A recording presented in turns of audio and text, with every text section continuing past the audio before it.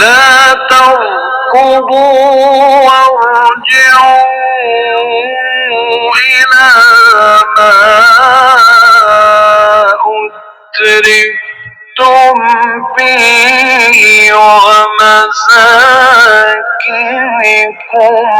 لعلكم تسألون.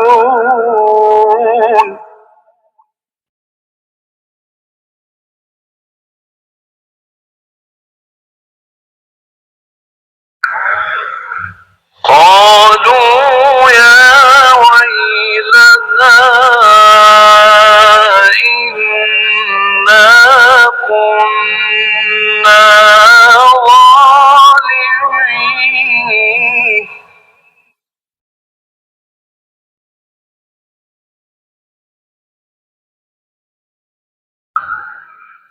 فما زالت تلك دعواهم حتى جعلناهم حصيدا خامدين. بسم الله الرحمن الرحيم. اللهم صل على Muhammed ve Ali Muhammed ve accil fərəcəhum. Əziz izləyicilər, növbəti canlıda hər birinizi xoş gördük. İnşallah necə ki bu Quran sədası bizim ruhumuzu oxşayır, bizi rahatlayır, mənəvi cəhətdən zövq alırıq. İnşallah qiyamətdə də əlimizdən tutar, qiyamətdə də axirət dünyasında da inşallah Quran əhlindən, Qurana əməl edən şəxslərdən Allah bizi qərar verər. Bu da bizim günümüzün ən böyük duası olsun inşallah. Əziz izləyicilər, bugün bir çox mövzular haqqında danışmaq istəyirik. Mən öncə canlıda olan dəyərli, sadiq izləyicilərimizi salamlayıram. Səmimi qəlbdən sayğılarımı, ehtiramımı hər birinizə təqdim edirəm. Var olun, təşəkkür edirəm.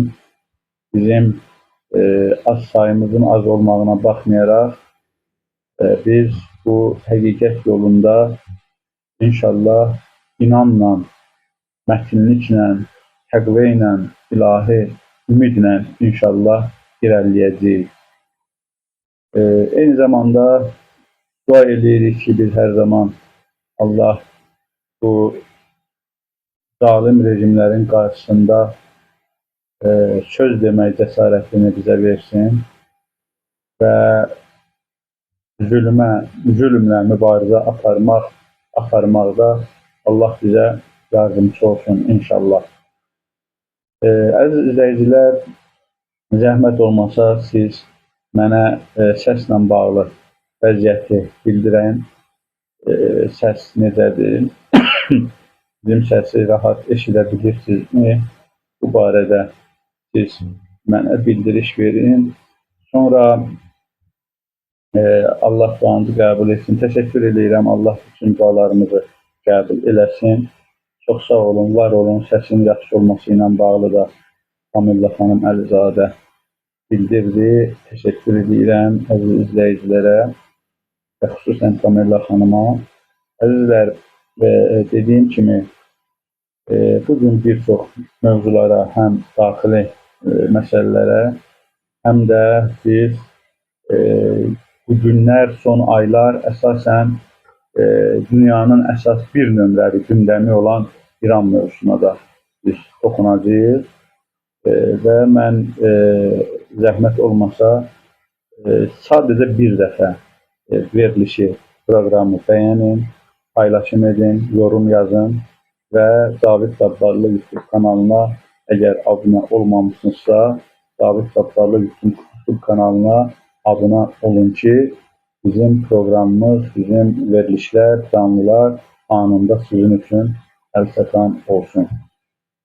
Əziz izləyicilər, əlbəttə biz bugün əsas mövzu dediyimiz İran ətrafında baş verən proseslərdən başlamaq istəyirik.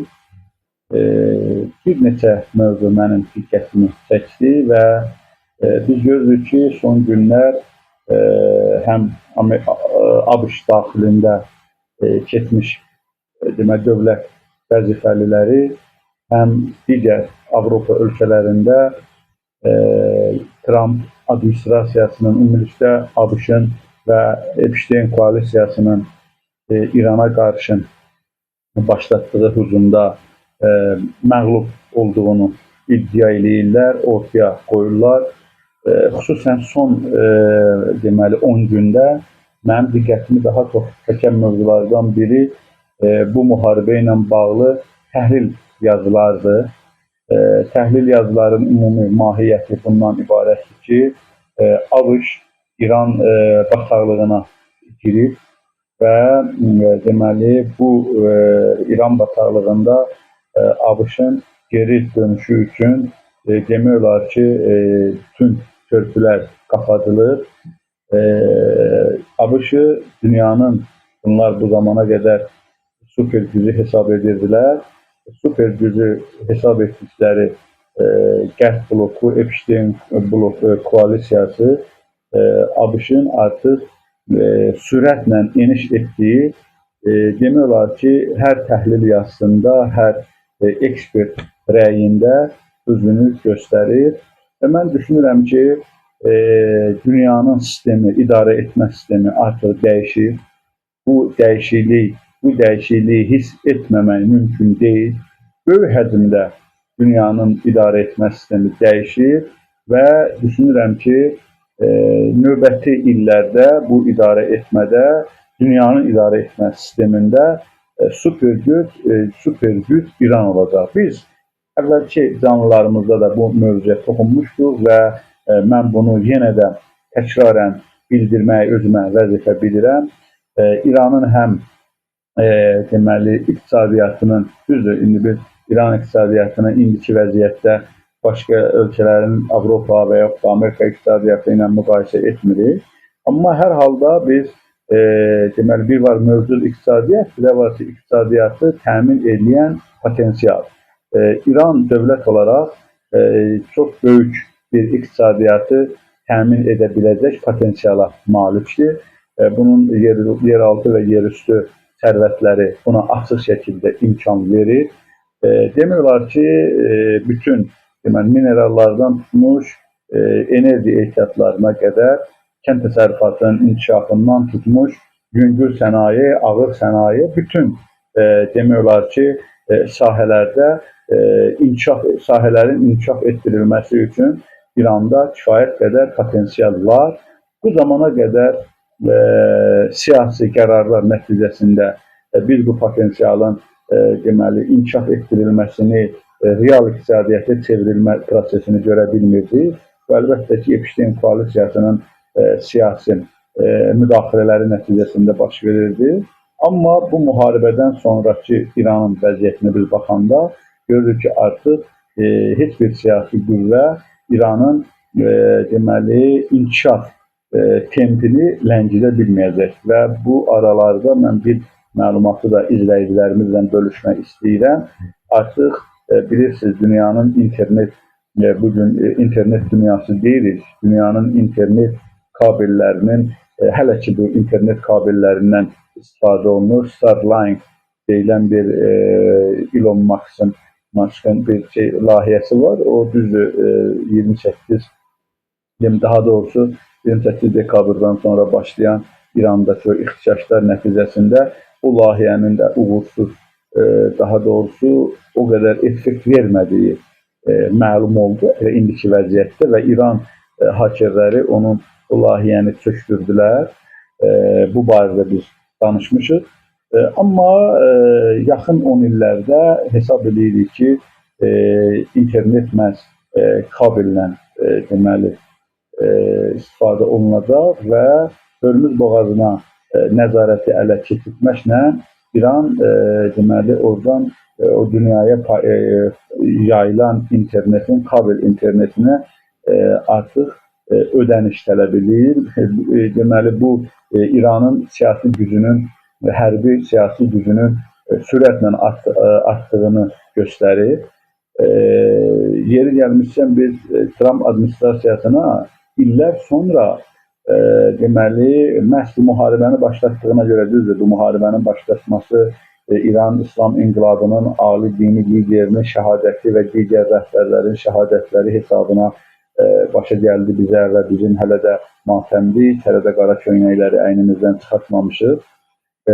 Amma hər halda biz ümumi vəziyyəti əgər şərh edəcək, analiz edəcək, İranın qol qanadının açılması, siyasi müstəvidə İranın sürətlə siyasi fəzada sürətlə yüksəlməsi və s. Biz əgər bunları nəzərə alsaq, bu cəhətdən məsələyə yanaşsaq, o zaman bu müharibənin Trump administrasiyası tərəfindən başlanan müharibəyə görə biz o administrasiyaya illər sonra təşəkkür edə bilərik kimi bir düşüncə də mənim ağlımdan keçir.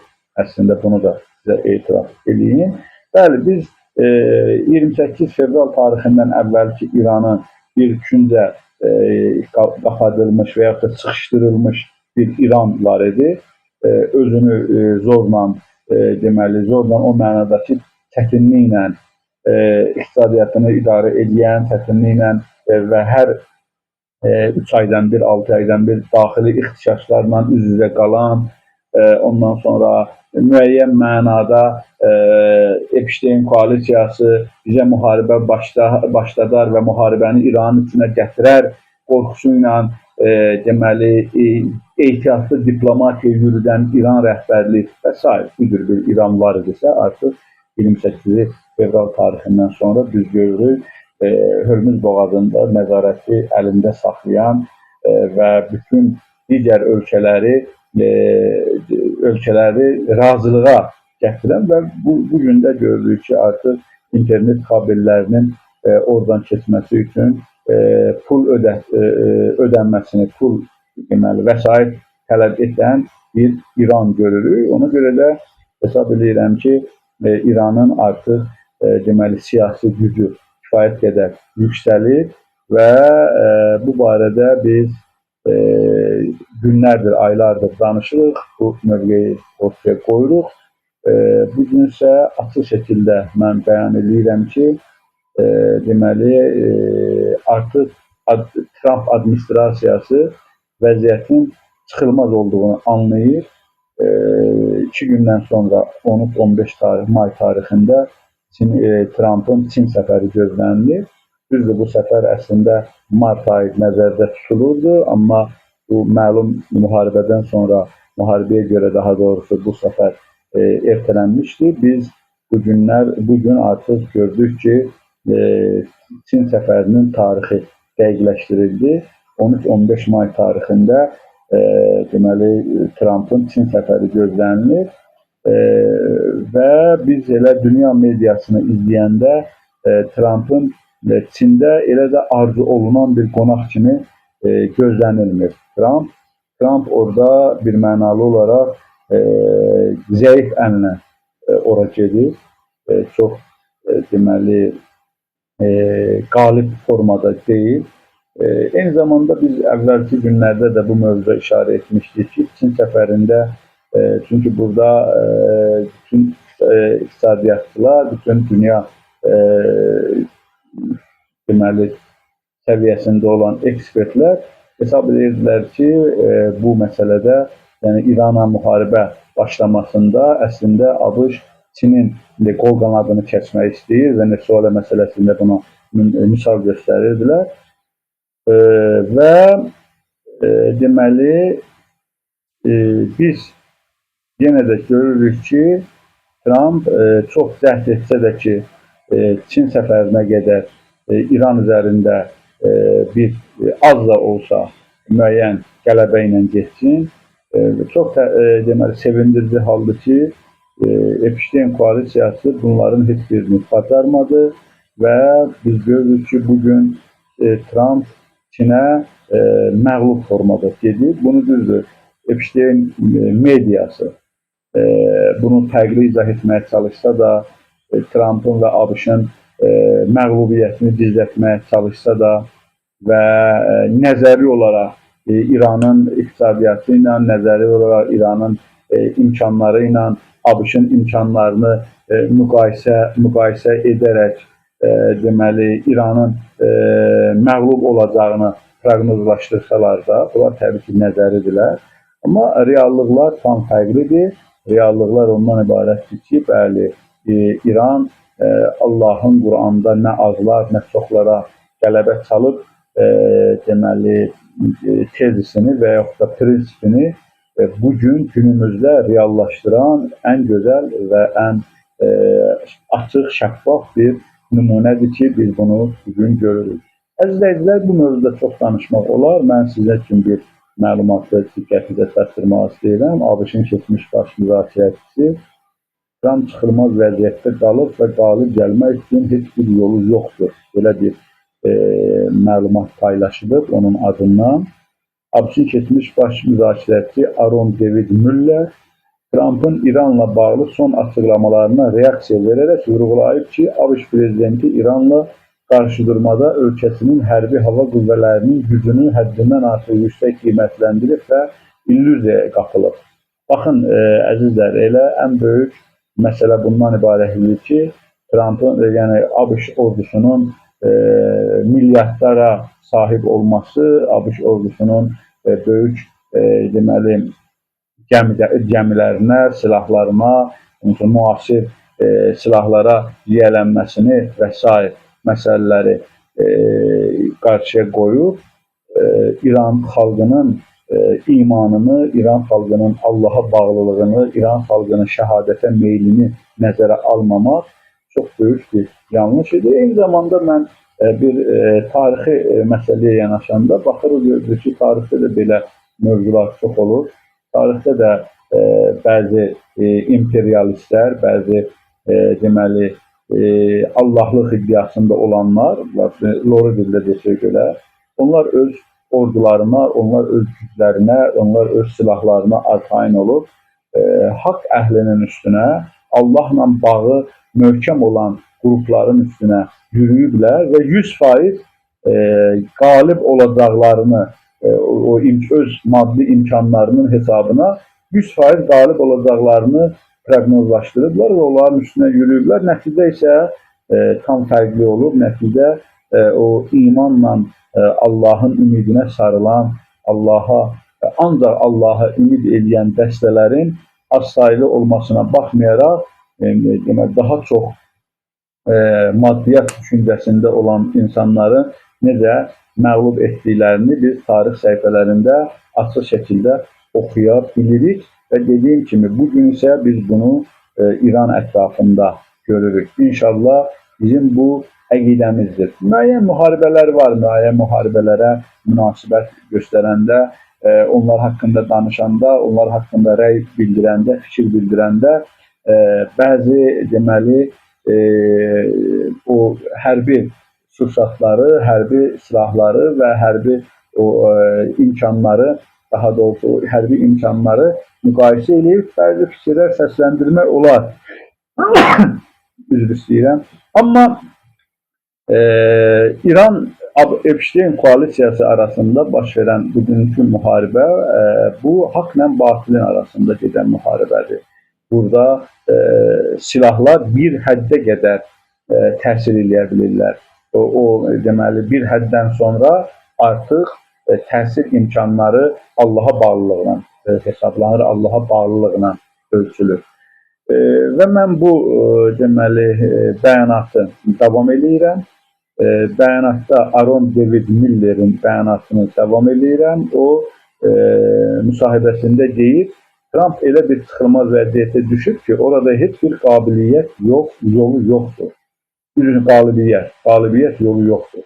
Yəni, artıq bu qərb ekspertlərinin bu səpkidə olan deməli, açıqlamaları yüzlərləndir. Hər gün biz yeni açıqlamalara rast gəlirik, eyni məzmunlu açıqlamalar və bunu da mən sizin diqqətinizə çatdırmaq istədim ki, deməli, Epstein mediasının yayımladığı məlumatlar, bunların böyük əksəriyyəti yanlışdır, dezinformasiyadır. Bunlar müsəlman xalqlarına, deməli, müsəlman xalqlarını aldadırlar və Bunlar Epstein koalisiyasını media üzerinden qalib kimi göstərməyə cəhd edirlər ki, insanlarda bir ümidsizlik yaransın.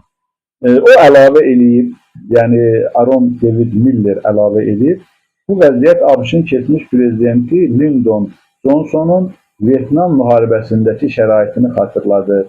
Miller hazırki vəziyyəti belə təsvir edir. Özümü Texasın şiddətli dolu yağışı altında qalmış pulsuz bir yolcu kimi hiss edirəm.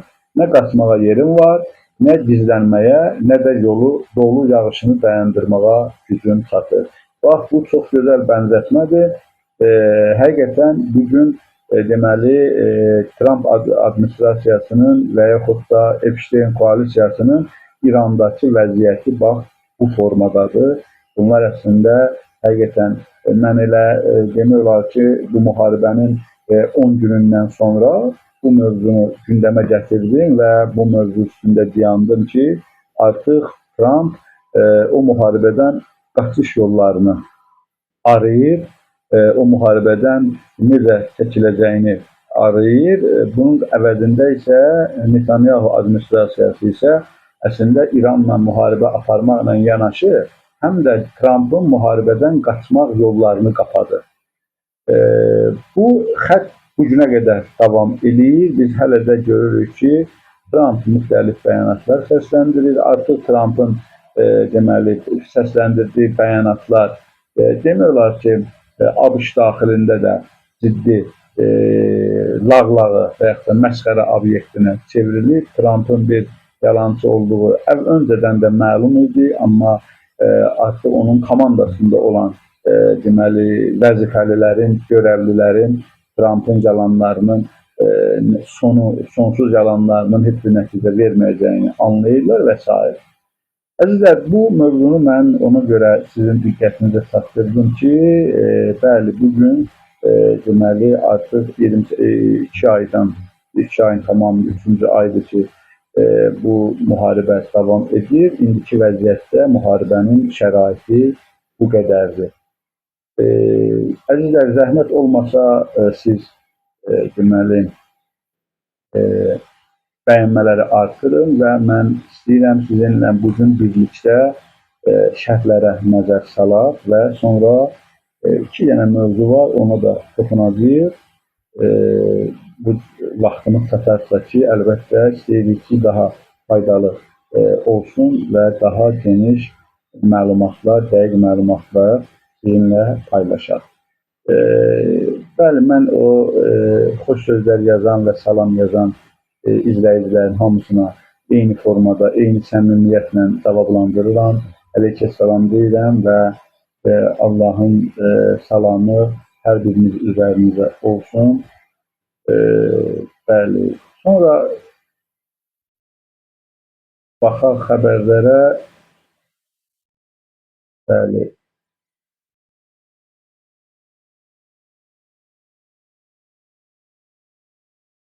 Demək olar ki, əzizlər, bugün izləyicilər, hələ mən oxuduqlarımı şərhlərə baxıram. Yazılan bir neçə istisna olmaq şərti ilə demək olar ki, bizim danışıqlarımız, bizim təhlillər və təqdim etdiyimiz məlumatlarla böyük əksəriyyət razılıq bildirirlər.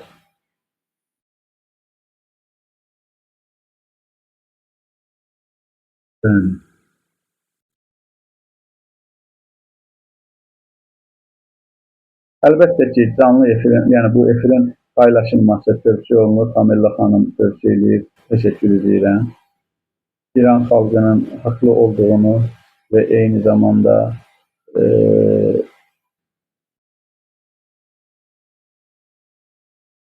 İran xalqının haqlı olduğunu və haqq cəbhəsinin məhz İran tərəfinin olduğunu etiraf edən yazılar var.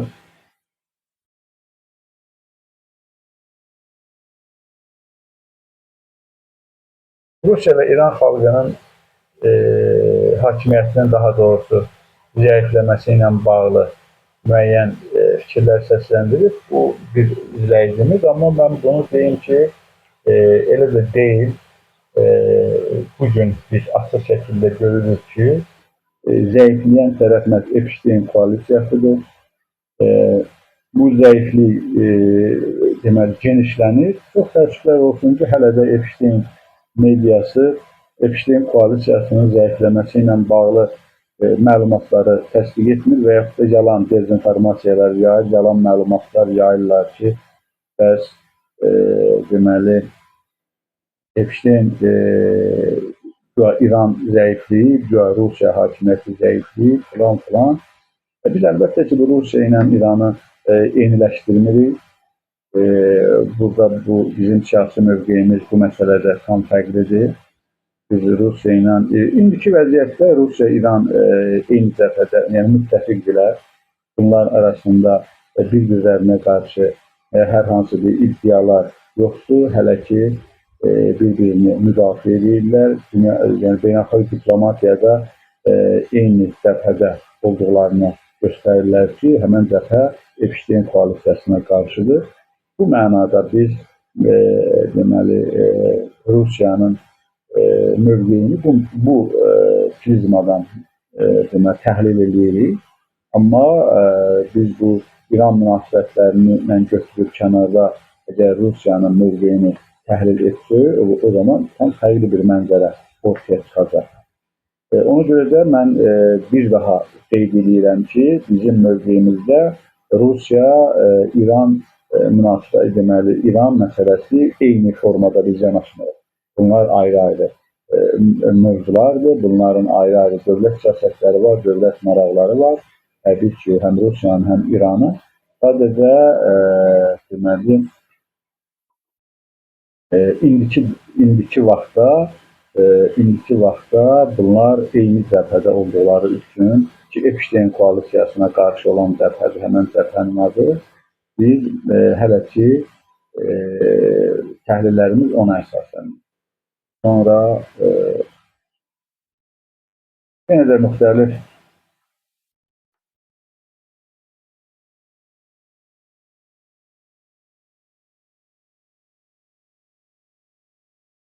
deyirəm, biraz sonuna oldu kompüterdə.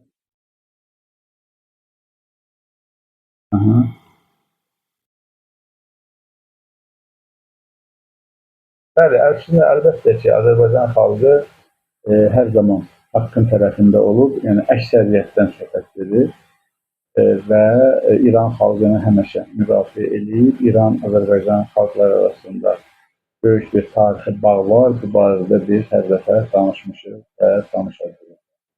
Əziz izləyicilər, siz yenə də bəyənmələri zəhmət olmasa artırın. Yalnız bir dəfə bəyənmə edin və bir dəfə paylaşım edin. David Sabbarlı YouTube kanalına əgər abunə olmamışsınızsa, zəhmət olmasa abunə olun. Bunu unutmayın, bu çox vacibdir. Və eyni zamanda yorum yazmağı da unutmayın. Yorum nə qədər yazmaq istəyirsiniz, yorum yaza bilərsiniz. Mən indi isə istəyirəm daxili mövzuya toxunam və daxili mövzu əlbəttə ki, Azərbaycanda baş verən hadisələrlə əlaqədardır. Əzizlər, canlıya deməli başlamamışdan əvvəl YouTube'da mənim qarşıma maraqlı bir video çıxdı. Deməli, AzTV-nin bilirsiniz, Hədəf adlı bir ictimai siyasi proqramı var. Orada müəyyən, ancaq yəni AzTV deyiriksə, artıq ora kimlərin dəvət olunması, kimlərin orada ekspert kimi cəmiyyətə deməli təqdim edilməsi hər kəsin düşüncəsində canlanır.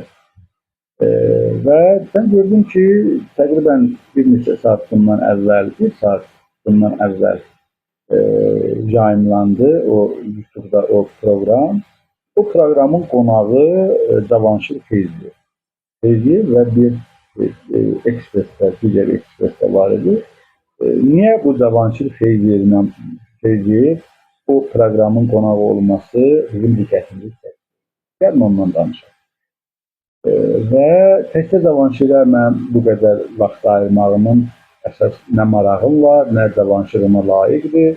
Cavanşir Feyziyev Sadəcə ölkədə olan problemlərin, ölkədə olan vəziyyətin şərh etmək üçün, təqdim etmək üçün bu nümunələrdən biz istifadə edə bilərik və o anlamda biz bu nümunələrdən istifadə edirik.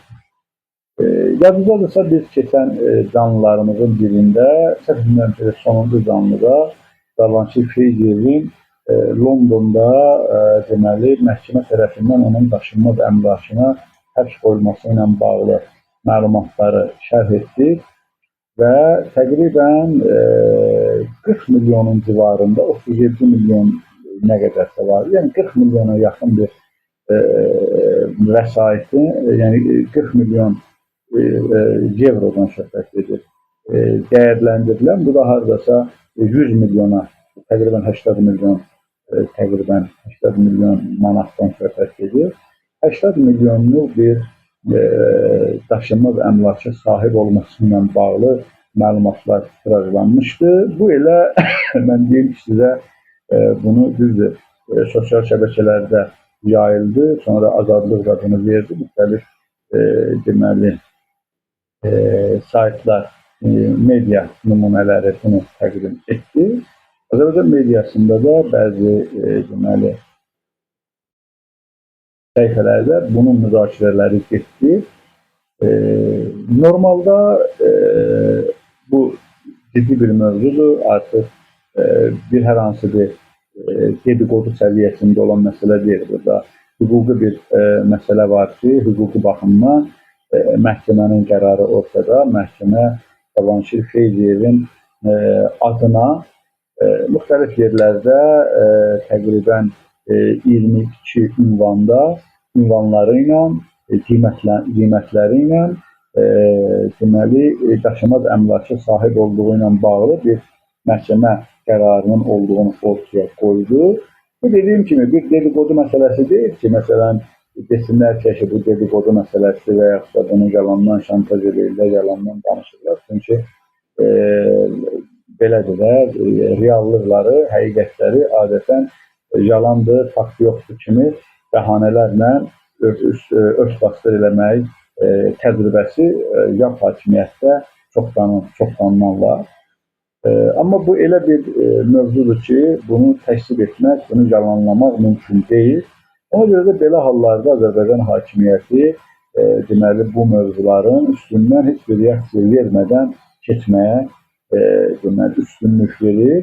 Yəni bir neçə gündən sonra yeni gündəmlər yaradırlar. Biz bu gündəmlərin hakimiyyət tərəfindən yaradılması məsələsini də həmişə təhlil etmişik, izah etmişik, bunlar necə baş verir.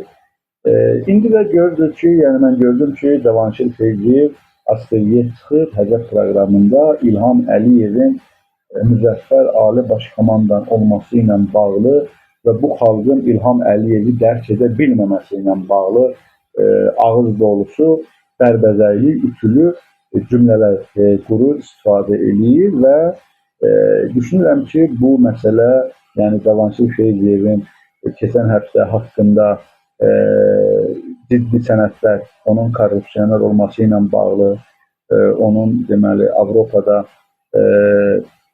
biz onu adlandırmışdıq, hakimiyyətin qara kassalarından biri kimi adlandırmışdıq. Elə o adlandırmanı da burada davam edirik. Bəli, Cavanşir Feyziyev hakimiyyətin qara kassalarından biri kimi təqdim olunmuşdur. Bugün isə onun askeriyə çıxarılması və askeriyə üçlü cümlələrlə İlham Əliyevə sədaqətini təsdiqlətmək üçün həm də deməli çıxarılır. Mən media ilə tanışdığım olduğu üçün Cavanşir Feyziyevin Azərbaycan mediasına açıq deputat olduğunu düşünmürəm. Cavanşir Feyziyev ümumiyyətlə çox nadir hallarda açıqlamalar verir, jurnalistlərlə ümumiyyətlə bunun o qədər də kontaktı olunur və belə deputatlara, mediaya açıq olmayan deputat kimi də qiymətləndirirlər. Əlbəttə ki, Cavanşir Feyziyevin indi askeriyə çıxıb, hətta məsələn, onun danışığı, onun cəmiyyətə ötürdüyü mesaj ondan ibarətdir ki, İlham Əliyev çox böyük bir müzəffər ali baş komandandır. Onu siz dərk edə bilməzsiniz. Onu tarixdə illər sonra onu dərk edəcəklər. İlham Əliyevin biz nəyin dərk edə bilmirik? İlham Əliyev əvvəla təqdim olunan kimi deyil. Biz bu təzədən Qarabağ mövzusuna qayıtmırıq. Bu torpaqların deməli Azərbaycan hərbçilərinin nəzarətinə verilmə məsələsini təzədən müzakirə etmirik. Amma hər şey ortadadır, hər şey məlumdur. Bəzi xalqın deməli bəziləri öz maraqlarına görə və bəzi məsələlərə görə həqiqətin üstündən bir dənə qırmızı xətt çəkirlər və yanlış tərəfdən baxırlar məsələyə. Təbii ki, orada 100% onların maraqları var. Xalqın bir hissəsi də o qədər böyük yalan danışırlar ki, deməli, o yalanlara inanmaq məcburiyyətinə qalır, yəni qəflətdədirlər. Bir hissəsi də deməli, qorxularından həqiqətləri üzə deyə bilmirlər. Bu yalan informasiyaların xüsusən 20-ci ildən sonraki dövrdə İlham Əliyevlə bağlı baş verən proseslər haqqında yalan məlumatları eşidəndə sadəcə təbəssüm edib keçirlər. Mən düşünürəm ki, o qəflətdə olan insanlar da tezliklə ayılacaqlar və bu proseslərin deməli İlham Əliyevin ətrafında baş verən bu yalan dezinformasiya, yalan məlumatların, dezinformasiyaların mahiyyətini anlayacaqlar. Digər tərəfdən isə o insanlar ki, onlar maraqları çərçivəsində İlham Əliyevə Dəmir Yumruq, Ali Baş Komandan və s. kimi titullar səsləndirirlər. Onların da maraqları bitdikdən sonra onlar İlhamın ən qatı düşmənləri olacaqlar. Yəni, bugün Əliyev rejiminə qarşı müxalif olan insanlardan da qatı mövqe olar sərgiləyəcəklər ki, biz bunu yaşayıb görərik. Bu rejimin, Əliyev rejiminin ayağı biraz büdrəyən kimi mən əminəm ki, bugün Əliyevin ətrafında deməli, onu mədhiyyələr deyən, onun haqqında müsbət fikirlər deyən, ona tutuqlıq eləyən, ona mirzəli eləyən şəxslər, onlar elə İlhamı ilk deməli, tənqid eləyən, təhqir eləyən adamlar onlar olacaqlar. Əziz izləyicilər, mən məsələnin digər bir tərəfdən yanaşmaq istəyirəm. Baxın, Azərbaycanda deməli, baş verən hadisələr, həbs olunan məmurlar ki, bunların böyük əksəriyyəti, demək olar ki, böyük əksəriyyət yox, mütləq əksəriyyəti korrupsiya ilə həbs olunurlar. Çünki məmur başqa nə ilə həbs olunurlar? Korrupsiya ilə həbs olunurlar. Və onların sonraki aqibətləri haqqında da biz heç danışmırıq. O barədə biz danışmışıq. Çünki zamanımızı çox başqa yerə xərcləmək istəmirik. Məsələn, deməli, Cavanşir Feyziyev nümunəsindən əgər biz mövzunu davam etdirsək, Cavanşir Feyziyev dediyim kimi daşınmaz əmlakın qiyməti 40 milyon civarında olan bir daşınmaz əmlaka sahib olduğuna bağlı məhkəmə qərarı var və hər şey ortadadır. Azərbaycan hakimiyyəti bu mövzuda bir araşdırma aparmaq əvəzinə Azərbaycan hakimiyyəti yenidən heç nə olmamış kimi onu deməli, ASTF-in üzərindən cəmiyyətə deputat kimi təqdim edir. Bu bir nümunədir. Çünki hələ cəmiyyətin və yaxud buna qarşı, Cavanşir Feyziyevə qarşı mövqeyi o qədər də kəsinləşməyib. Və yaxud da bunu xaricdən yayımlanan faktların o qədər də ciddiyə alınmır.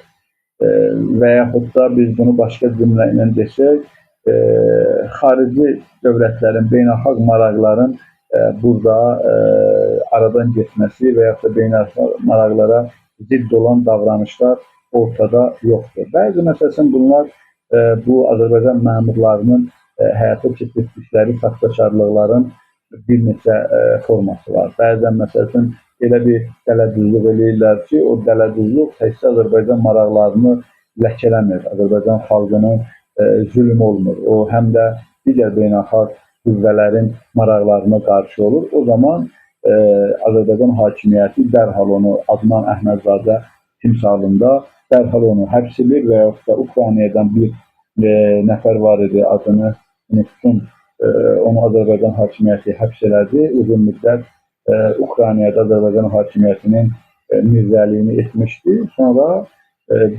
az bir müddət həbsdə qalandan sonra onu əfv etdi və beynəlxalq onun üzərində olan beynəlxalq təzyiqləri səngitdi və onu biraz qoruma altına aldı. Yəni Azərbaycan hakimiyyətinin bu cür həbsləri əslində onları qorumaq amaclı həbslərdir. Amma bəzi hallarda isə deməli beynəlxalq dələduzluqlar səviyyəsində olmur. O sadəcə məsələn o təqdim olunan vəsaitin mənbəyi göstərilə bilmədiyi üçün müəyyən bax bu cür qərarlar, məhkəmələrin bu cür qərarları olur. Bu qərarlar da həmən əmlaklar əksər hallarda həmən ölkə tərəfindən müsadirə edilir. Daha onun başqa bir beynəlxalq problem yaranmadığı üçün Azərbaycan hakimiyyətinin ancaq özü ilə bağlı olduğuna görə belə hallarda yəni baş verir. Demək istəyirəm ki, burada iki mənzərə ortaya çıxır. Azərbaycan məmurlarının beynəlxalq dələduzluğu və yaxud da daxili səviyyədə dələduzluqlar. Azdən daxili dələduzluqlar bax bu formada ortaya çıxır. Mənim bu mövzunu gündəmə gətirməkdə hər iki halda Azərbaycan hakimiyyəti Azərbaycanda bu cür halların araşdırılması təqdim olunmur. Cinayət işinin qaldırılması və o insanların cəzalandırılması deməli ortaya qoyulmur. Və burada Azərbaycan hakimiyyəti üçün, İlham Əliyev rejimi üçün məmurlara münasibət yalnız bir mövqeydən deməli baxılır. O mövqeydə məmur Azərbaycan xalqının sərvətini nə qədər taladı, nə qədər oğurladı, nə qədər insanlara zülm etdi, nə qədər harda nə iş gördü. Bunlar hər hansı bir qanunsuzluğu etdi və qanunları nə qədər tapdalardı. Bu mövzular qətiyyən müzakirə olunmur və nəzərə alınmır. Azərbaycan hakimiyyətinin məmurlara münasibəti ancaq ailəyə sədaqətindən hesablanır. Ailədən, əgər bir məmur ailədən müəyyən vəsait gizlədərsə, ailədən oğurluq eləyərsə, ailəyə qarşı sədaqəti şübhə altına alınarsa, o zaman həmən məmur Azərbaycan hakimiyyəti tərəfindən cəzalandırılır və onun istənilən formada, acımasız bir formada həmən adam cəzalandırılacaq, onun hakimiyyətə nə qədər xidmət eləməsinə baxılmadan. Amma əgər bir məmur Azərbaycan rejiminə, Əliyev ailəsinə, konkret olaraq Əliyev ailəsinə sədaqəti yerindədirsə və eyni zamanda heç bir formada ailəyə oğurluq etmirsə, ailədən nəsə gizlətmirsə, o bütün Azərbaycan Konstitusiyasının külliyyatını ayaq altına alsa da, Azərbaycan varidatını darmadağın etsə də, ona heç kim gözün üstə qaşınlar deyə bilməz. Bu da deməli Cavanşir Feyziyevin nümunəsində biz görürük. Əslində heç olmasa deməli bu mövzu Cavanşir Feyziyevin efirə çıxarılması həftələr sonra baş versəydi, bu məsələ unudulandan sonra baş versəydi, biz bunu diqqətə almazdıq. Amma ASTV-nin belə bir addım atması sanki xalqa açıq bir nümunə göstərir ki, siz nə deyirsiniz, nə düşünürsünüz, nə edirsiniz, edin. Bizim üçün fərq etməz. Bizim üçün əsas önəmli olan bir məmurun Əliyev hakimiyyəti ailəsinə olan münasibəti ilə ölçülür. Əgər ailəyə sədaqət mövcudursa, ailə ilə bağlı hər hansı bir şübhəli addımlar yoxdursa, o adam bizim üçün deməli əvəz olunmaz məmur və əvəz olunmaz kadrdır. Onu da mən deyim ki, Azərbaycan hakimiyyətinin ən böyük problemlərindən biri də təbii ki, kadr çatışmamazlığıdır. Bu mövzuda başqa bir mövzudur. İnşallah mən elə düşünürəm ki, yaxın illərdə hakimiyyətin deməli, hakimiyyəti çıxılmaz, durmaz salan mövzulardan biri kadr çatışmamazlığı olacaq. Çünki hakimiyyət bugün yetərli səviyyədə kadr yetişdirə bilmir. Belə əzizləyicilər, demək istədiyim oydur ki, Cavanşir Feyziyevin bugün askerliyə çıxarılması ölkədə deməli məmurlara və xalqa münasibətin bir təzahürüdür. O barədə mən istədim danışam. Digər bir mövzu mənim diqqətimi həqiqətən çəkdi. Daha doğrusu bir qibtə elədim ki, bizdə niyə olmasın? Bizdə niyə belə deyil? Bizdə niyə yoxdur? Əzizlər, siz bəyənmələrlə məşğul olun, bəyənmələri artırın. Kim bəyənmə qoymayıbsa, yalnız bir dəfə bəyənmə qoysanız kifayət eləyər. Ümid edirəm ki, yorumlarda da, düzdür, mən baxa bilmirəm, yorumları da yazın, müzakirələr, düzdür, mən proqramdan sonra, canlı bitəndən sonra bütün şərhləri izləyirəm, vaxt tapdıqca. Paylaşımları edin, yorumlar yazın. Cavid Sabbarlı YouTube kanalına əgər abunə olmamışsınızsa abunə olun və bir dəfədə bəyənmə düyməsini basın.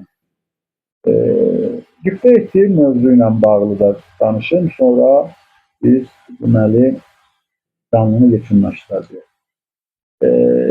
Bilirsiniz ki,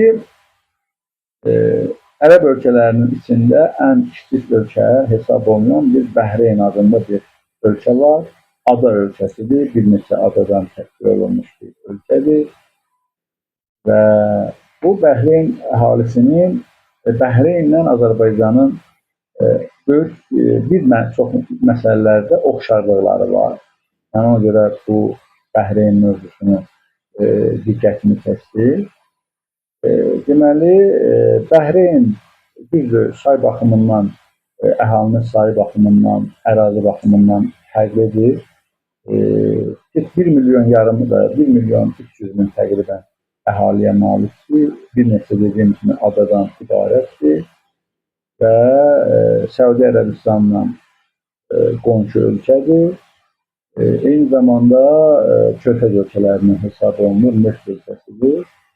Əhalisinin böyük əksəriyyəti də şiələrdir. Deməli, bura qədər olan bu fərqli tərəfləridir. Azərbaycanla oxşar tərəfləri əhalinin böyük əksəriyyəti şiələrdir. Şiə əhaliyə malikdir. Bu bir oxşar tərəf. Neft baxımı, deməli, ölkələri olmasından bağlı ki, rejimlər baxımından da eynidir. Deməli, həm Azərbaycanda artıq hakimiyyət, deməli, dinsiz, əqidəsiz, düzdür, müsəlman olduqlarını, hətta Məkkəyə getdiklərini, bəzi müəyyən, deməli, məscidlərdə namaz qılırmış kimi göstərdikləri müəyyən fotolarda da rast gəlirik. Amma açıq şəkildə bunlar əgər, məsələn, Azərbaycan hakimiyyəti iddia etsə ki, daha doğrusu etiraf etsə ki, biz ateistlik, biz dinsizlik ki, konstitusiyada Azərbaycanın deməli, heç bir halda dini göstərilməyir və dinsiz dövlət kimi qeyd olunur. Amma mən hesab edirəm ki, İlham Əliyev əgər məsələn durub desə ki, mən ateistəm və yaxud da mən heç bir dini qəbul etmirəm, deistəm və s. digər əqidələrə sahibəm, şiə olduğunu deməsindən daha yaxşı olardı, daha uğurlu olardı Azərbaycan cəmiyyəti.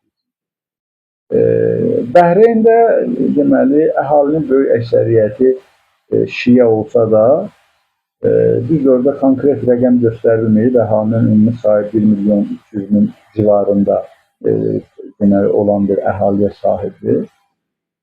Onun nə qədəsi şiə, nə qədəsi sünni məzhəbinə aid olduğu qeyd olunur. Amma böyük əksəriyyət şiədir. Təəssüflər olsun ki, hakimiyyət sünnilərin əlindədir. Burada artıq mən sünni-şiə ayrımçılığı etmirəm. Hakimiyyət, deməli, bu Körfəz ölkələri bilirsiniz də 20-ci əsrin ortalarından İngilis müstəmləkçiliyindən qurtulundan sonra bunlar hamısı ABŞ-ın nəzarətinə keçdilər. Daha doğrusu, deməli, 2-ci Dünya müharibəsindən sonra İngilis müstəmləkçiliyi zəiflədi İngilislər buradan öz qoşunlarını geri çəkdilər. Hətta bu günlər biz ABŞ-ın geri çəkilməsini də görürük ki, ona bənzədirlər. 20-ci əsrin ortalarında İngilislərin məğlub olmalarını və oradan o dövlətlərdən geri çəkilmələrini ilə müqayisə edirlər. Və demək istəyirəm ki, o illərdən sonra səhv etmirəmsə Bəhreynin müstəqilliyi, o da 70-ci illərin əvvəllərinə təsadüf edir, səhv etmirəmsə. Və bu Körfəz ölkələrinin ümumiyyətlə rəhbərliyi orada ABŞ-ın nəzarəti ilə gətirilən, ABŞ-ın diktəsi ilə və ABŞ-a xidmət edən, Epstein koalisiyasının marağını təmin edən bir ailələr orada rəhbərliyə gətirilir. Azərbaycanda da eynidir. Azərbaycanda da deməli Epstein koalisiyasının marağını təmin etməyən heç bir kəs hakimiyyətdə qala bilməz. Hətta Türkiyədə də mən düşünürəm ki, bu barədə danışmışam. Yəni ben müqayisə üçün say baxımından Türkiyəni dedim. Çünki fikirləşər ki, bəziləri məsələn 1,5 milyon əhalisi olan bir dövlətin belə bir halı mümkün ola bilər. Azərbaycan təqribən bir 8 dəfə, 7 dəfə sayına görə Bəhreyindən böyüdür, amma Türkiyə 90 milyonu, təqribən 90 milyona yaxın olan əhalisi və Osmanlı varisi kimi bugün ortada olan Türkiyə Cumhuriyyətinin rəhbərliyində duran şəxsin Epstein koalisiyası tərəfindən hakimiyyətə gətirilməsi və qorunması, bu məsələləri mən müqayisə edəndə, bunları biraz dəqiqləşdirəndə tam başqa bir mənzərə çıxır. Yəni orada artıq əhalinin sayı və digər məsələlər nəzərə alınmır. Orada artıq konkret müəyyən güclər öz sözünü demiş olur. Azərbaycanla Bəhreynin oxşar tərəflərindən biri də deməli Şiə ruhanilərinə qarşı hücumlardır. Deməli, bilirsiniz ki, bu Bəhreyn məsələsi 28 fevral məsələsindən sonra deməli İran Bəhreyndə ABŞ-a Epstein koalisiyasının müəyyən bazalarını bombaladı. İran Bəhreyn arasında siyasi olaraq müəyyən eskalasiya yarandı və bu eskalasiya da hələ də davam edir, müəyyən gərginlik ortadadır. Və bu gərginlik əlbəttə ki, İran xalqı ilə Bəhreyn xalqı arasında baş vermədi və biz necə ki, Azərbaycan xalqı ilə İran xalqı arasında dostluq, qardaşlıq əlaqələri sarsılmazdır. Böyük vəsaitlər ayırırlar ki, bu dostluq, qardaşlıq bağlarını qursunlar, hələ ki, heç nə deməli, nail ola bilməyirlər. Eyni mövzunu biz Bəhreyn İran arasında da deyə bilərik. Şiə, əhalisinin çoxu Şiə olan Bəhreyn xalqı ilə İran xalqı arasında da deməli müəyyən problemlər yaratmağa cəhd edirlər. Və bunu da Bəhreyn siyasi hakimiyyəti həyata keçirdi. Son hadisələrdən sonra müharibədən söhbət edir. Ondan sonra Bəhreyn siyasi hakimiyyəti Bəhreyndə Şiə ruhanilərin həbsi ilə bağlı bir proses başladı. Çox sayılı Şiə ruhanilərini Bəhreyndə həbs ediblər. Necə ki, Azərbaycanda 20-ci ildən sonra, əvvəlki dövrlərə bir təsadüflər, yəni müşahidə etmişdir, amma 20-ci ildən sonra Azərbaycanda təqribən 5000-ə yaxın Şiə, dindar və ruhaniləri şərləyərək həbs etdilər və bəzilərində açıq şəkildə deməli dedilər ki, biz sizi İrana görə həbs edirik. Hətta deməli, haqqında həmişə ağız dolusu danışdığımız və böyük elm, iman, təqva sahibi olan mənəviyyat adamı Şeyx Sərdar Hacı Həkəmlinin deməli, istintaq zamanı və eyni zamanda məhkəmə dövründə səsləndirdiyi bir fikir, məşhur bir fikir var. Şeyx cənabları buyururlar ki, mən özümü heç bir halda günahkar hiss etmirəm və iki dövlətin arasında seçilmiş qurbanam. Belə bir ifadə şeyh səsləndirir. Və digər bir nümunə kimi göstərsə, Əli Behişti adlı bir Azərbaycan çox təəssüflər olsun ki, Azərbaycan xalqına, hətta Azərbaycan dindar əhalisinə o qədər də tanınmayan və yaxud da biz biraz da cümləni korrekt eləsək, Azərbaycanın dindar əhalisinin hələ yaxşı tanımadığı bir mənəviyyat elm adamı var, Əli Behişti. Onun evində bir Tehran Bakı deməli reysi ilə İran aviaşirkətinə aid olan bir bilet tapılmışdı. Ona görə də adama 15 il həbs verdilər. Bunu da açıq şəkildə belə də elə dedilər. Bunları niyə görə deyirəm? Yəni Azərbaycan hakimiyyəti öz vətəndaşlarını İrana münasibətlərinin müsbət olduğuna görə, İran Şiə olduqlarına görə, İran xalqını müdafiə etdiklərinə görə və s. məsələlərə görə həbs edir. Yəni İranla siyasi münasibət biraz gərginləşən kimi dərhal götürür Azərbaycanda tanınmış ruhanilərdən bir neçəsini şərləyib həbs edir. Və bundan sanki İrana gözdağı verir. Eyni prosesi də biz bu günləri gördük. Bu günlər Bəhreyndə müşahidə edilir. Bəli, Bəhreyndə də hakimiyyətlər arası İranla deməli Bəhreyn siyasi hakimiyyətinin arasında müəyyən problem yaranan kimi zaten bu illərdir bu problem var. Elə 79-cu ildən bu tərəfə Bəhreynlə İranın arasında dövlətlər arası, hakimiyyətlər arası isti münasibətlə müşahidə etməmişəm. Yəni bu barədə araşdırma da aparmışam. Həmişə siyasi hakimiyyət, Bəhreynin siyasi hakimiyyəti həmişə İrana qarşı mənfi mövqedə olur və Epstein koalisiyasının bir parçası özünü hesab edir. İndi də biz görürük ki, bəli, İran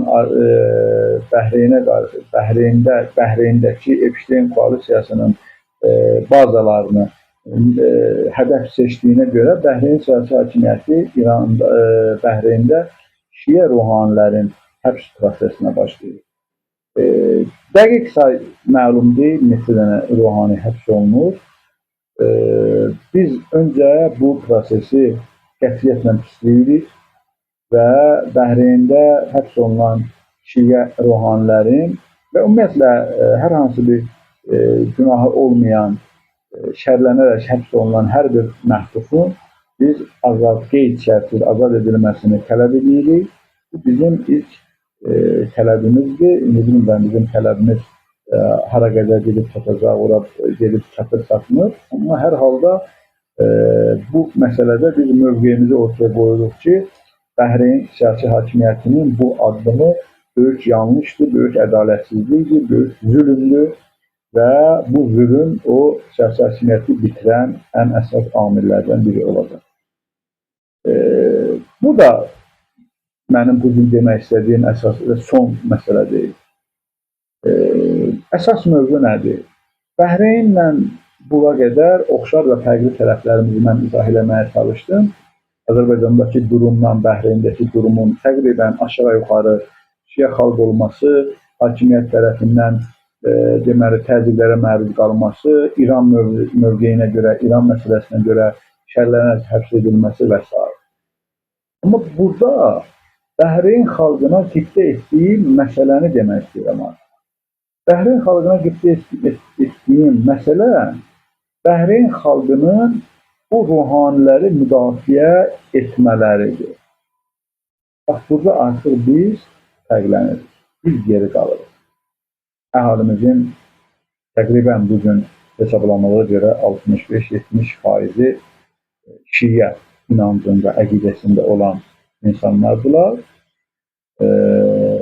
Say baxımından da böyük bir deməli, təqribən elə hardan baxsan 7 milyondan çox Şiə inancında olan insanlardır. Hələ mən düşünürəm ki, bunun biraz da yüksək rəqəmdir, amma statistik məlumatlar əgər belədirsə və biz ondan da kifayətlənə bilirik. Bu qədər əhali olan və mən hesab etmirəm ki, Bəhreyn ruhanilərinin, həbs olunan Bəhreyn ruhanilərin Azərbaycan ruhanilərindən daha çox üstünlükləri var. ruhanilərdirlər. Bizim üçün ruhani hər yerdə olursa olsun Allahın dinini təbliğ edirsə və Peyğəmbərin sünnəsi ilə gedirsə, Allahın dininə xəyanət etmirsə, bu önəmlidir. Ruhani ayrı bir şeydir. Amma biz ümumiyyətlə o insanları ruhani hesab edirik ki, onlar Allahın dininə xəyanət etmirlər. Allahın dininə xəyanət etməyən ruhanilər harada olurlar olsunlar, bizim üçün əzizdirlər və biz onların əllərindən öpürük. Problem ondan ibarətdir ki,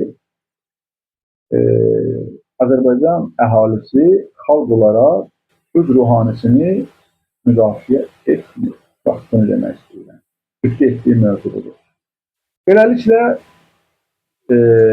deməli, bir neçə gün bundan əvvəl Bəhreyndə çox saylı ruhanilər İran mövzusuna görə həbs olunur və cəmaət, əhali, şiə əhali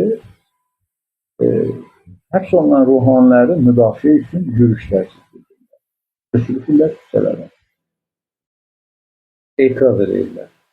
Hakimiyyət o ruhaniləri buraxacaqlar, buraxmayacaqlar ki, mən düşünürəm, bu proses belə davam edə bilməz. Hakimiyyət xalqın bu cür etirazlarına, bu cür müqavimətinin qarşısında o qədər də tab gətirə bilməz və müəyyən kompromisə gedəcəklər.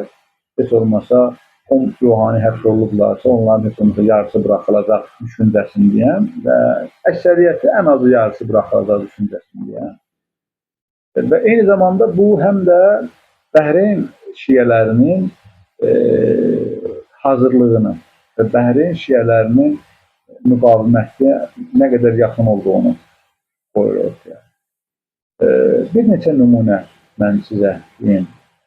Şeyx Sərdardan elə deyəcəm. Əzizlər, bəyənmələri zəhmət olmasa unutmayın, bəyənmələri davam edin. Şeyx Sərdar ilk dəfə 2017-ci ildə Şeyx Sərdar həbs olundu. 2019-cu il, səhv etmirəmsə, may ya da mart ayıdır. Mart və may aylarından. O dövrdə o həbs olunması niyə görüldü? Çünki o dövrdə Masallı rayonundandır Şeyx. Masallı rayonunda cümə namazlarına onu dəvət etmişdilər və cümə namazı qıldırdığına görə, orada fiş namaz öndə dururdu, onu məsələ ona görə həbs elədilər. Gəlin indi belə bir deməli araşdırma edəyək.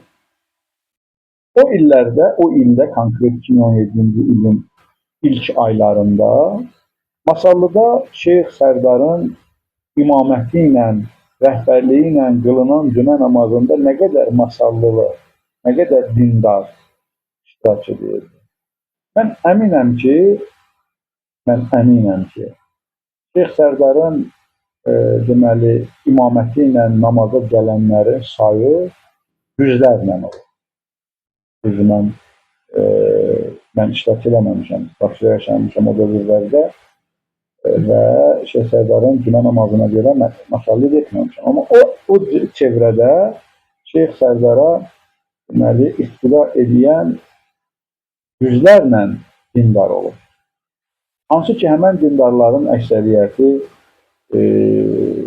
danışanda tam fərqli şeylər danışır. Mən bu mövzunun elə anlaşılmasına mən dindarları zən altında bıraxıram. Sadəcə bu paralelliyi aparmaq istəyirəm ki, məsələ aydın olsun. Biz nədə geriliyirik?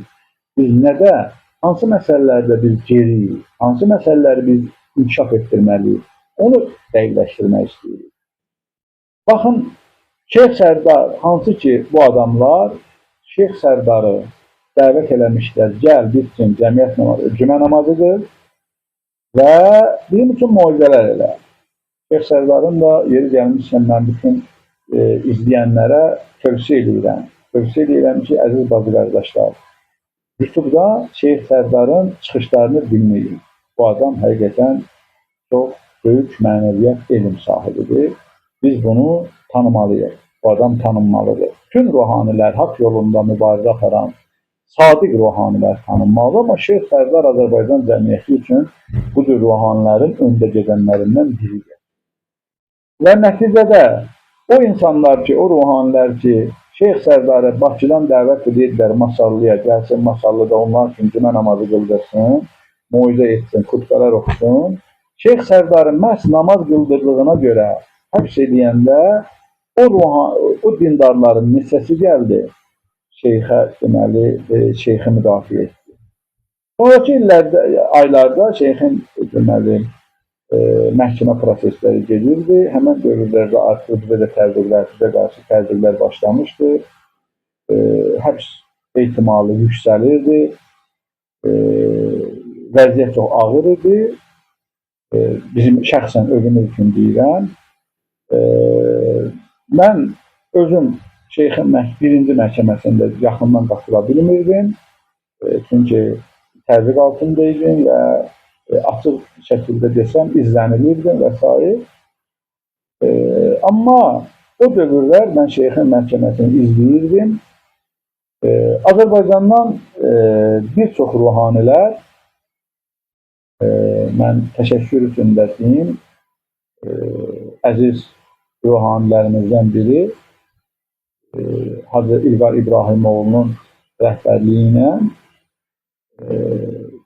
bir neçə maşın şeyxi məhkəmələrinə gedirdilər.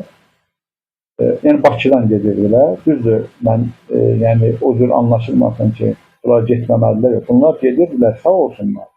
Amma əslində o məhkəmə prosesləri Masallıda olduğu üçün bunlar əziyyət çəkirlər, gedirdilər filan. Müqayisə aparırdım mən orada görürdüm.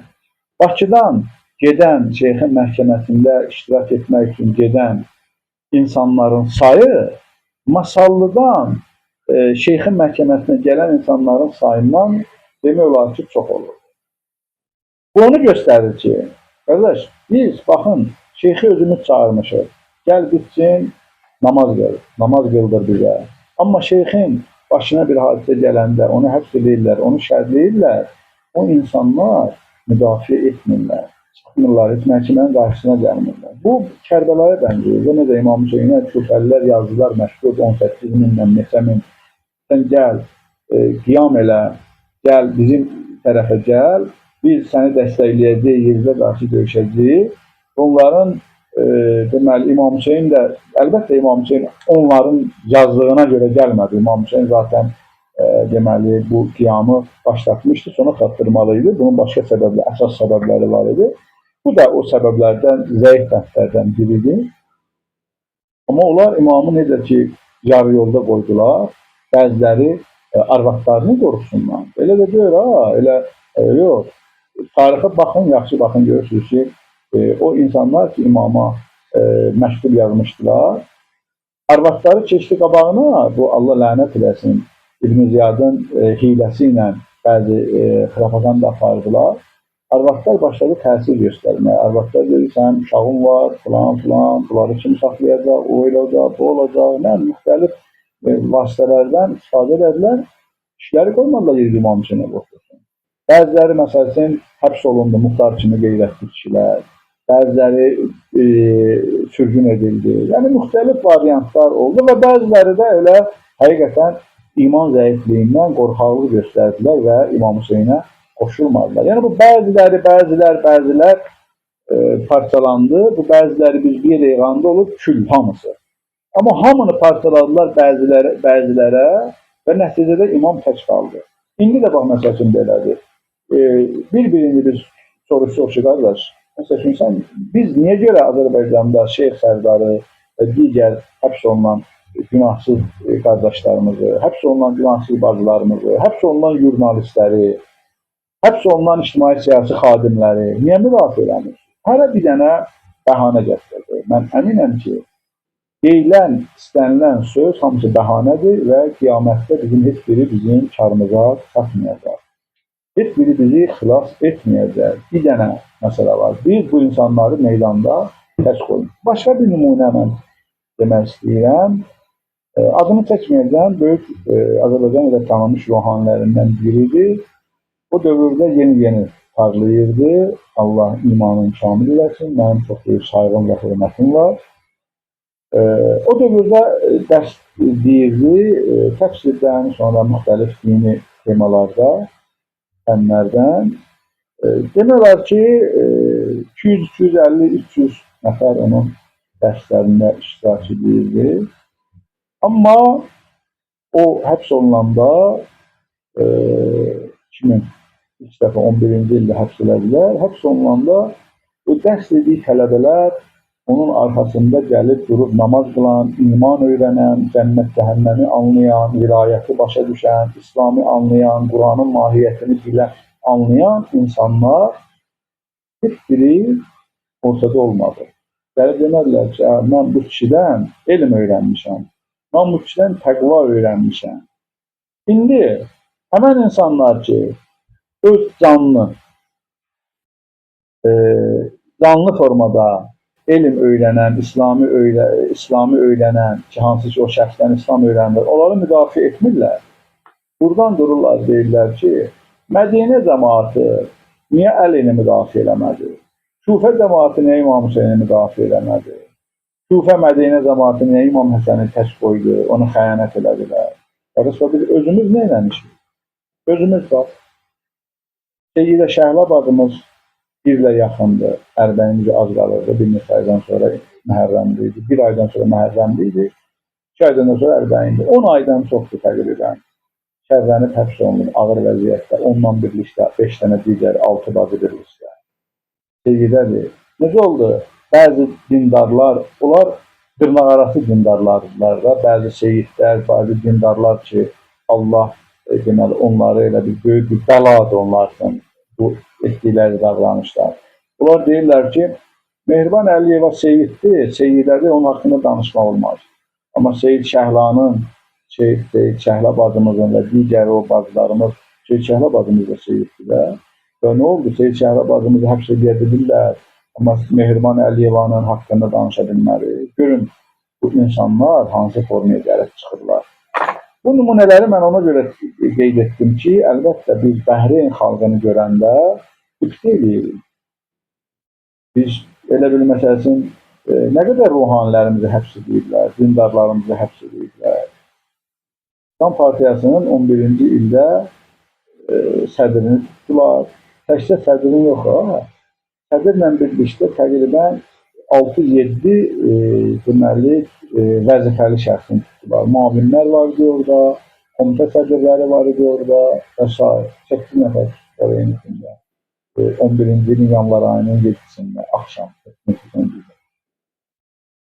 Və biz hələ partiya rəhbərliyi idi.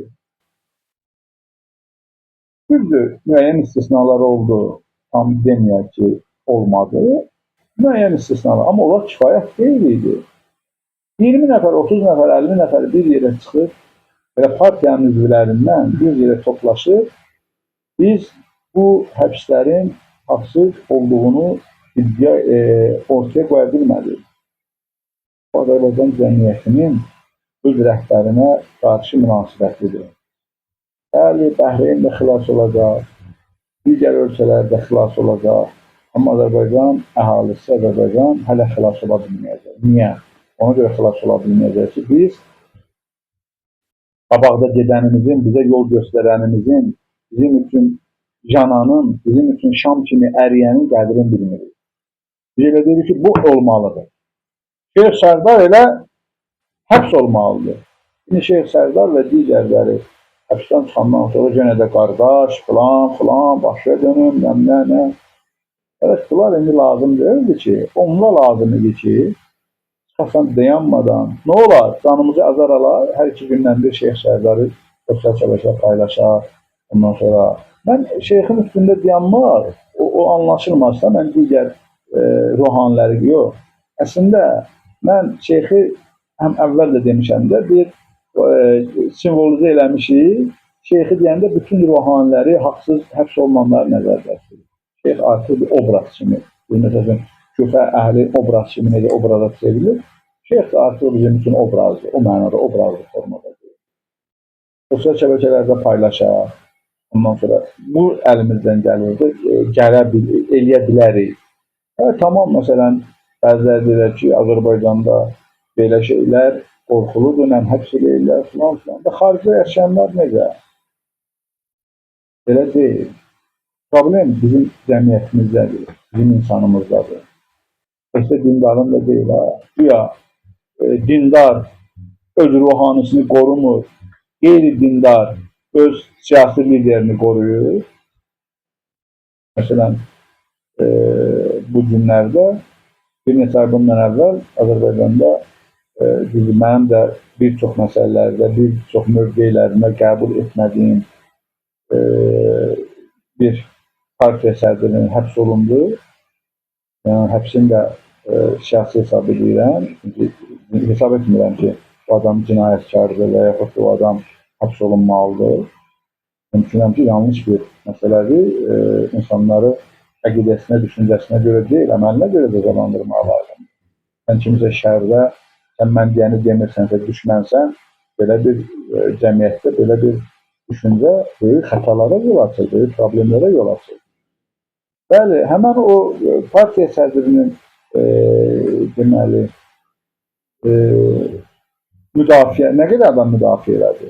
Nə qədər adamlar çıxdılar aksiyalara, o adam üçün, partiya sədri üçün başladılar etirazlar eləməyə, tələblər eləməyə, yürüyüşlər keçirtməyə. Oldu belə bir şey, gözlüydük, görmürdük.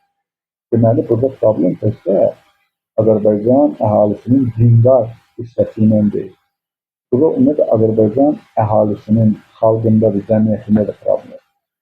Cəmiyyət, Azərbaycan cəmiyyəti özünkünün qədrini bilmir. İndi məsəl üçün düşürük başqa. Qardaş, özümüz şüdür. O məntiqlə yox ha. Özümki ayrısını ayırmaq məntiqi ilə yanaşmıyor. Mən özümkili haqsız da olsa bunu etməliyəm məntiqi deyil. Məntiq odur ki, insanları dəyərləndirmək, bizim üçün canını fəda edən, bizim üçün azadlığını qurban verən, bizim üçün çalışan, şam kimi əriyən insanlara, şəxsiyyətlərə bizim münasibətimiz necədir? Bu cəmiyyətin əsas problemi başladır. Düyün nöqtəsi buradadır. Cəmiyyət əgər oturub bugün, oturub fikirləşsə ki, mənə kim mənim üçün haq yol göstərir, kim mənə can yandırır, mən onun yanında olmalıyam, can yandırmalıyam, pulumla, canımla, hər şeyimlə, o zaman heç bir vaxt zalim başa çıxa bilməz. Baxın, İran əhalisi əslində İranda baş verən hadisələr Kərbəlanı təkrarladılar. Biz bunu boş-boşuna demirik.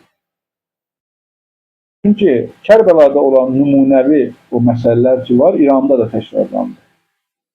Siz elə bilirsiniz ki, İran cəmiyyəti niyə görə bu rejimi bütün dünya illərdir media üzərindən, bütün vasitələrdən istifadə edib, İran hakimiyyətini zalim, qəsbkar, qəddar, qatil bir rejim kimi təqdim edir. Amma İran cəmiyyəti durdu, dedi ki, mənim rəhbərə 4 dənə oğlum var, 4 də qurban olsun. Niyə? Çünki İran əhalisi başa düşürdü ki, bu rəhbər, bu rejim bizim yaxşılığımızı istəyir. Bu rejim mən arpa çörəyi yeyəndə gedir ikra yemir. O da məndən arpa çörəyi yeyir. Məndən eynidir. Eyni süfrədə oturur. Eyni havanı utduğu kimi eyni talehi də bölüşür. Eyni yaşayışı da bölüşür. Ona görə də çıxdı ortaya və onu müdafiə etdi. Azərbaycan cəmiyyəti bu cəmiyyətin yanan insanları, bu cəmiyyətin yaxşılığını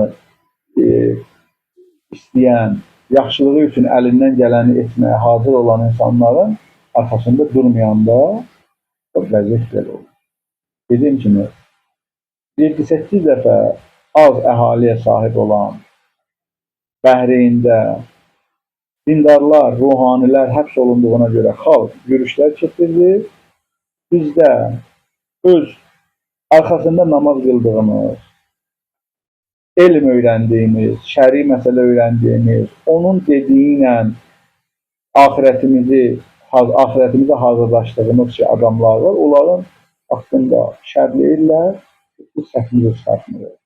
Demirik ki, abala, belə bir adam vardı yaxı, Şeyh Sərdar vardı. İndi bəzi ruhanilər düşürlər dünyanın dörd bir tərəfinə.